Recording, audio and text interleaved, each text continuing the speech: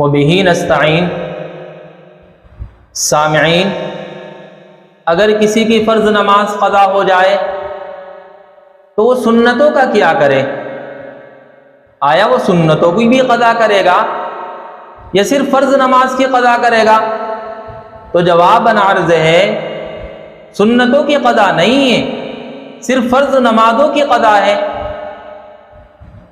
اور وتر کی نماز کی قضا ہے، کیونکہ نماز وتر واجب ہے۔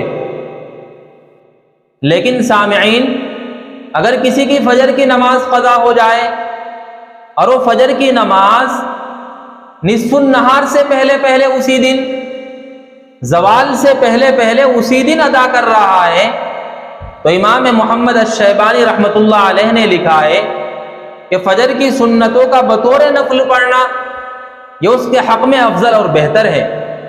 اس لیے سامعین، اس آدمی کو چاہیے کہ پہلے بطور نفل فجر کی 2 سنت پڑھے، اس کے بعد فجر کی 2 رکعات قضا کے طور پر ادا کرے۔ لیکن اگر نصف النہار کے بعد، زوال کے بعد ظہر کے وقت میں اسی دن ادا کر رہا ہے تو اب وہ فجر کی سنتوں کو نہیں پڑھے گا، صرف فجر کے 2 فرض پڑھے گا۔